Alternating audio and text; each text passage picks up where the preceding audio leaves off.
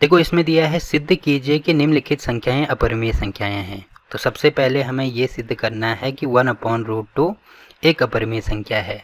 तो इसके लिए मैंने आपको बोला था कि जो अपरिमेय संख्या है उसको हम क्या मानते हैं, सबसे पहले परिमेय संख्या मानते हैं। तो यहाँ पे मैं लिख देता हूँ, माना 1/√2 एक क्या है, एक परिमेय संख्या है, परिमेय संख्या है। अब देखो ये अगर एक परिमेय संख्या है तो परिमेय संख्याओं की डेफिनेशन क्या होती है, जिनको हम p/q की फॉर्म में लिख सकते हैं। अब चूंकि ये हमने एक परिमेय संख्या मानी है तो इसको भी हम क्या लिखेंगे, p/q की फॉर्म में लिख सकते हैं। ठीक है, जहाँ पे क्या होना चाहिए, q की वैल्यू एक तो 0 नहीं होनी चाहिए और साथ में p और q आपस में सहअभाज्य होनी चाहिए, सहअभाज्य संख्याएं हैं। ठीक है, इतना कर दिया। अब मैंने आपको बोला था कि ये जो रूट है, √2 है, उसको अलग से सेपरेट करेंगे। तो सेपरेट करने का मतलब क्या है, यहाँ पे केवल एक तरफ √2 होना चाहिए, बाकी जितने भी नंबर हैं उनको हम दाईं साइड लिख देंगे। ठीक है, तो अगर मैं इसको यहाँ गुणा करता हूँ, इसको अगर यहाँ गुणा करता हूँ या इसका उल्टा करता हूँ, तो यहाँ पे इसका उल्टा करेंगे तो ये हो जाएगा √2/1। अब लेफ्ट हैंड साइड का उल्टा कर दिया तो राइट हैंड साइड का भी करना होगा, तो ये हो जाएगा q/p। ठीक है, तो आप देख रहे होंगे यहाँ पे जो √2 की वैल्यू है वो आ गई हमारी q/p के बराबर। अब q/p लिखो या p/q लिखो, एक ही बात होती है ना। तो इसकी वैल्यू ये आ रही है हमारे पास क्या, p/q, जो कि क्या होती है, एक परिमेय संख्या होती है, परिमेय संख्या। अब जबकि ये वाला हमें पता है ये क्या है, एक अपरिमेय संख्या है। ठीक है, तो यहाँ पे जो अपरिमेय संख्या, यहाँ पे ये वाली है अपरिमेय संख्या, बराबर ये है परिमेय संख्या। तो देखो कभी भी अपरिमेय संख्या परिमेय संख्या के बराबर हो सकती है क्या, कभी भी नहीं हो सकती, क्योंकि मैंने आपको बोला था कि जो संख्याएं होती हैं, वास्तविक संख्याएं जो होती हैं वो दो प्रकार की होती हैं, एक होती है परिमेय और एक होती है अपरिमेय। अगर कोई संख्या परिमेय है इसका मतलब वो अपरिमेय नहीं होगी, और कोई संख्या अगर अपरिमेय संख्या है तो इसका मतलब वो परिमेय संख्या नहीं होगी। तो यहाँ पे देखो दोनों बराबर हैं, तो ऐसे तो कभी हो ही नहीं सकता, तो यहाँ पे कट कर देंगे। तो अपरिमेय संख्या कभी भी परिमेय संख्या के बराबर नहीं हो सकती है, तो ये हमने लिख दिया। तो इसीलिए यहाँ पे लिखेंगे, इसीलिए 1/√2 जो है वो एक अपरिमेय संख्या है, अपरिमेय संख्या है। अब देखो अगर आपको ये जानना है कि जो √2 है वो अपरिमेय संख्या कैसी है, तो इसके लिए आपको इसका जो क्वेश्चन नंबर 1 वाली वीडियो है वो देखिए, आपको ये चीज़ अच्छे से समझ में आ जाएगी। वहाँ पे मैंने √5 में ये चीज़ कराई है। तो √5 जहाँ पे 5 लिखा गया है उसमें हर जगह पे 2 कर देना, बाकी मेथड सेम टू सेम वही रहेगा, 5 की जगह पे केवल 2 हो जाएगा। ठीक है, तो देखो ये पहला क्वेश्चन तो यहाँ पे कंप्लीट हो गया।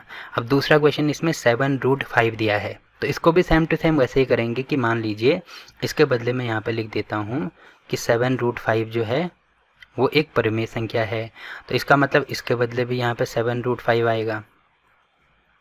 ठीक है, यहाँ पे आएगा 7√5। इसकी वैल्यू किसके बराबर होगी, p/q के बराबर। अब क्योंकि एक तरफ मुझे केवल √5 चाहिए तो इसका मतलब 7 को मुझे यहाँ से हटाना होगा, तो √5 की वैल्यू हमारे पास आ गई 7 × p। ठीक है, इसको यहाँ से हटा के यहाँ आ गई। अब आप यहाँ पे देख रहे होंगे कि p/q, इसको मैं ऐसे लिख सकता हूँ क्या, यहाँ पे लिख दिया मैंने 1/7 गुणा ये p/q होगा। ठीक है, p/q लिखो या q/p लिखो एक ही बात है, बट यहाँ पर जैसी चीज़ें हमें दी हैं वैसी चीज़ें तो हम लिखेंगे ना, तो यहाँ पे हो जाएगा p/q। तो देखो ये है यहाँ पे p/q। अब देखो p/q एक परिमेय संख्या होती है, ये भी एक परिमेय संख्या होती है, मतलब ये भी परिमेय संख्या, ये भी परिमेय संख्या। तो परिमेय संख्या इंटू परिमेय संख्या क्या होती है, तो जैसे एग्जांपल के लिए मान लीजिए 3 ले लिया, 3 भी एक परिमेय संख्या है, और यहाँ पे मैंने 4 ले लिया, 4 भी एक परिमेय संख्या है। तो इनको गुणा करके मुझे क्या मिलता है, 12 मिलता है, तो 12 भी एक परिमेय संख्या है, मतलब इनको गुणा करके हमें क्या मिल रही है, परिमेय संख्या मिल रही है।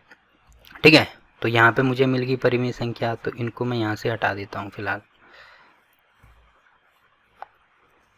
तो देखो यहाँ पे मिल गई मुझे परिमेय संख्या, और यहाँ पे √5 एक अपरिमेय संख्या है।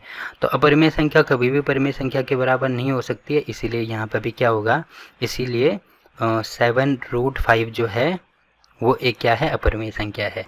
तो यहाँ पे भी सेम टू सेम वही चीज़ कर दिया। अब आपको यहाँ पे भी ये अगर जानना है कि √5 अपरिमेय संख्या कैसे है, तो इसके लिए क्वेश्चन नंबर 1 वाली वीडियो, ठीक है, वहाँ पे ये चीज़ समझ में आ जाएगी। तो देखो दूसरा पार्ट भी कंप्लीट होता है।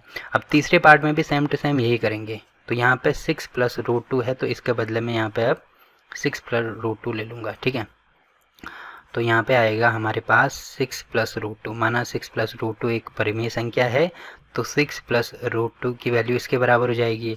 अब यहाँ पे मुझे केवल रूट टू चाहिए, तो 6 को हटाना होगा, तो p अपॉन क्यू यहाँ पे हो जाएगा माइनस में 6। अब देखो ये एक परिमेय संख्या है, यहाँ पर रूट टू है, ये एक परिमेय संख्या है और 6 भी एक परिमेय संख्या है।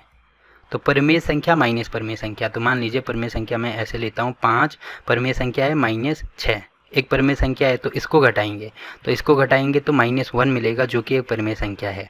या ऐसे समझ में नहीं आ रहा तो इसके बदले 9 ले लो, तो 9 माइनस 6 करेंगे तो देखो 3 आता है, तो 3 भी एक परिमेय संख्या है, क्योंकि 3 को मैं p अपॉन क्यू की फॉर्म में लिख सकते हैं, ये है p, ये है q।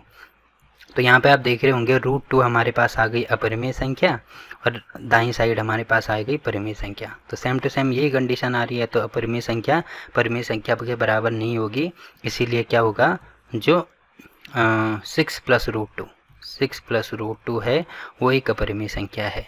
अब आपको ये भी देखना है कि रूट टू अपरिमेय संख्या होगी कि नहीं होगी, तो इसके लिए क्वेश्चन नंबर 1 वाली वीडियो, ठीक है। तो आप देख रहे होंगे यहाँ पे हमने इसका क्वेश्चन नंबर 3 भी कंप्लीट कर दिया है। तो फिलहाल के लिए इस वीडियो में इतना ही। वीडियो अच्छा लगा तो वीडियो को लाइक कीजिए, शेयर कीजिए अपने दोस्तों के साथ और चैनल को सब्सक्राइब करना ना भूलें। तो मिलते हैं आपसे एक और नई वीडियो में, तब तक के लिए बाय बाय।